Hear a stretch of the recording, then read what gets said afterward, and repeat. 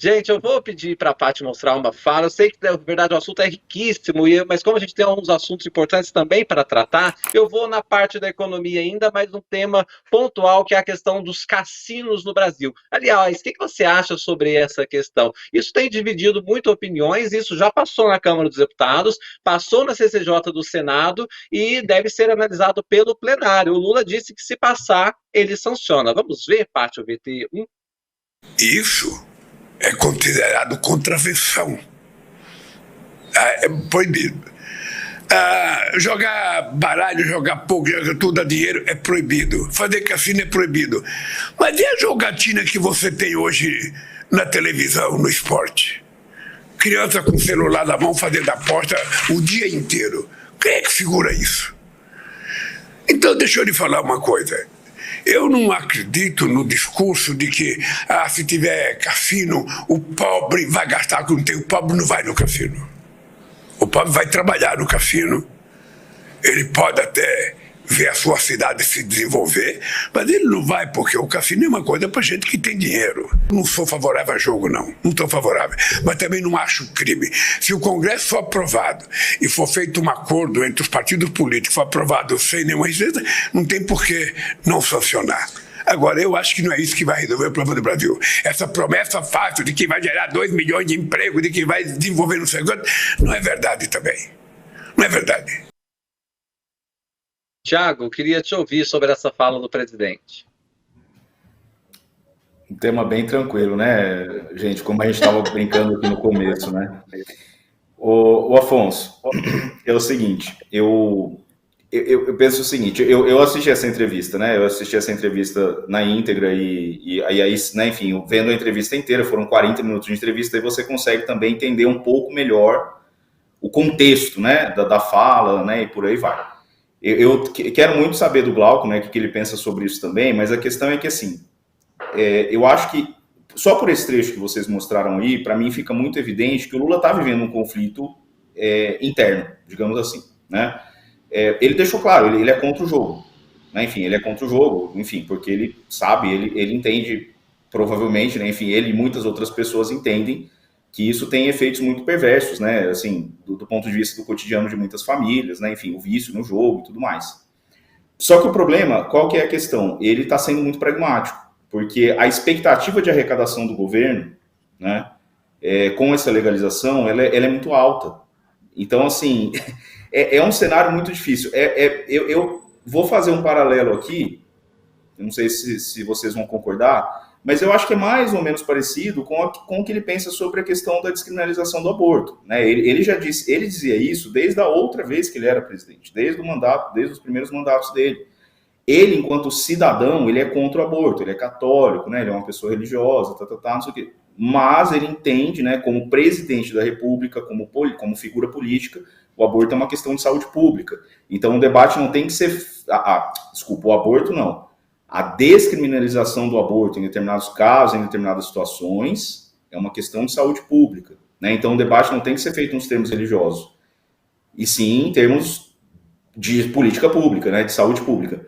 Eu acho que essa questão dos jogos, da jogatina, né, como ele mesmo falou, eu acho que talvez ele viva um conflito muito parecido. Ele pessoalmente é contra, né, mas ele entende que é um dado da realidade, é uma coisa que está colocada na realidade e que não adianta manter aquilo na sombra da ilegalidade, porque faz de conta que é ilegal, né, enfim, mas na prática é uma coisa que acontece, né, enfim, então existe uma dissonância, um abismo profundo entre aquilo que está na lei e aquilo que se pratica no cotidiano, na realidade, né, na vida das pessoas comuns, e o governo perde uma oportunidade de arrecadar mais dinheiro. Então, assim, o que eu penso sobre isso? Eu penso que é um dilema para o Estado brasileiro, é um dilema para a sociedade, é um dilema para o presidente da República, e eu diria que, assim, eu acho que essa é uma discussão que ela tem que vir acompanhada de uma série de outras, né, assim, por exemplo... Aí que tá, por que muitas pessoas estão cada vez mais se envolvendo com esse tipo de jogo, com esse tipo de aposta, enfim. Tem toda a questão da facilidade da internet, então a gente vai cair no debate sobre a necessidade da regulação das mídias digitais e por aí vai. Enfim, um assunto complexo, mas a minha análise por hora é essa. Ô, Glauco, Tem aqui muita gente também opinando, tanto é, Mara, que a Paty abriu uma enquete aqui no nosso programa. Você vai comentar aí o que você acha dessa questão de liberação de cassinos. Eu vou passar para o Glauco, que eu quero muito ouvi-lo, só vou ler 2 comentários aqui da audiência, Glauco. O Leonardo Gomes, membro há 4 anos aqui do My News, olha que alegria pra gente. Você que não é membro, se torne membro, porque o Leonardo Gomes é membro aqui do My News, que ele sabe que tem um monte de benefícios. Inclusive, olha, esse belo Moleskine aqui do Orlando Brito, você pode trocar sem nenhum custo adicional, só pelos nossos infopoints. Ele escreve: se tiver regulamentação e fiscalização, não vejo problema em ter cassino, bingo e etc. Já o Orlando Orsini, membro há 3 anos, escreveu o seguinte: o problema, senhor presidente, é que se não houver uma fiscalização rigorosa do governo sobre os jogos de azar, vai virar uma lavanderia para o dinheiro de origem ilícita. Ô Glauco, eu queria te ouvir, tendo também sob perspectiva que o presidente da República precisa calcular o desgaste que ele tem com o Congresso ao vetar, por exemplo, algum projeto que passa lá. É isso que, no fundo, ele está dizendo, né? Como o Congresso vai aprovar, eu não vou também criar nenhum impedimento a isso, mas o que o Glauco trouxe, o que o Thiago trouxe é muito importante, é um conflito para ele, porque não é um tema que ele acredita que vai ser a solução, né? Pois é. Eu acho que esse tipo de situação, de decisão polêmica, não tem dúvida nenhuma que entra na conta a relação com o legislativo, né? Então, eu vou vetar um projeto de origem do legislativo que foi aprovado por eles, que já passou pelo crivo do parlamento, e eu vou dizer não. Eu preciso ter bala na agulha para bancar isso, porque depois tem outros projetos que podem ser vetados e outras negociações sendo feitas. Então, é um contínuo de acordos um atrás do outro, e você está imaginando que vetar um deles significa comprometer acordos futuros e entrar em certas negociações que à disposição dos outros que estavam interessados no projeto em que eu vetei pode mudar e aí pode atrapalhar e assim vai. Isso eu acho que é do jogo democrático, tá tudo certo, né? Não tem nenhum problema exatamente nisso.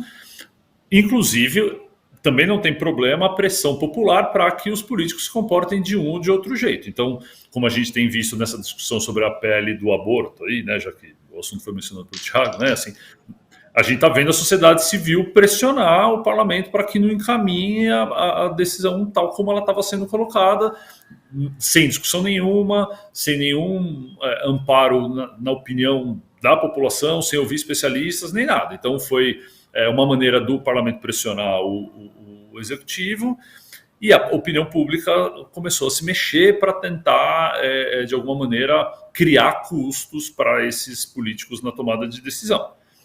Então, se a população entender que é um caminho ruim, por exemplo, vai tentar encontrar formas de verbalizar isso, de alguma maneira fazer isso chegar neles, e aí você vai ter a reação deles também. Então, isso pode mudar o equilíbrio entre eles e fazer, por exemplo, com que o Lula diga, bom, então eu posso superar esse dilema, como o Thiago mencionou, dizendo, olha, eu vou ser contrário e vou vetar aqui. E a questão sempre tem custo nisso, é apoiado em que você vai tomar esse tipo de decisão. Não é só na vontade deles, não é só na visão de mundo, ele não é um representante com passe livre, né, que está lá e faz qualquer decisão que aparecer, qualquer coisa que passe na cabeça, né, você decide, ou de acordo com as convicções pessoais que vão guiá-los nas decisões. Não é isso que acontece, né?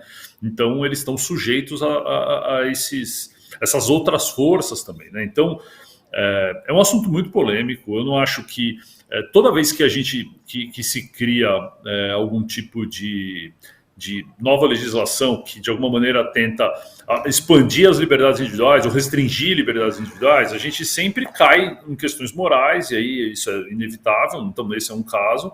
E o outro caso que eu acho importante, como mencionado pela audiência, pelo nosso, não sei se é ouvinte ou espectador, né? Como a gente chama eles na internet. Audiência. A gente vai na audiência, né? De que, assim, a gente sempre tem um problema de fiscalização. Isso é um problema crônico no Brasil. Isso não é um problema de agora, isso não é... Então, os setores de atividade que existem para lavagem de dinheiro, ou pelo menos, né, certos empreendimentos, não é de agora, E, evidentemente, esse seria um espaço em que isso aconteceria com um tanto de facilidade. Isso é razão para a gente proibir? Ou qual o sistema de fiscalização que vai ser colocado para isso funcionar? A gente sempre fica no condicional, né? Então, tipo, olha, estaria tudo bem desde que fiscalizasse, desde que fosse capaz de controlar. Há tempos que é assim, a gente não consegue ver uma melhora nisso. Acho que a maior parte da discussão pública, principalmente essas questões que tomam a opinião pública que a gente fala, elas esbarram na nossa incapacidade de punir quem comete crime. Então, muitas vezes, o problema não é da classe política, porque crime um monte de gente comete. O problema é a punição que eles sofrem. A gente não consegue puni-los.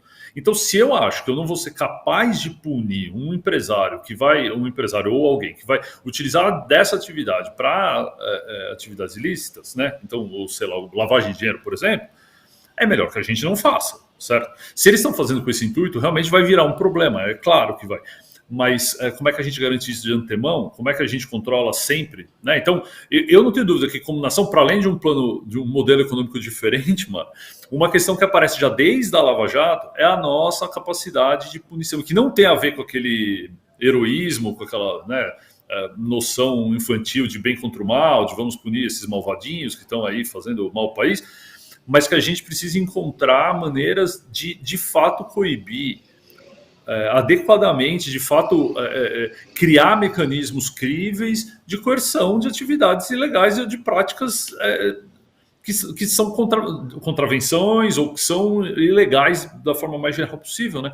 E hoje a gente vê que não funciona. Então, aí realmente a gente vira refém de discursos moralistas ou vira refém de incapacidade de implementação de política. É difícil. Eu acho que num contexto assim realmente é muito complicado, sabe? Discutir sobre qualquer tema, ainda mais com esse cunho moral, né? Envolvido. É difícil.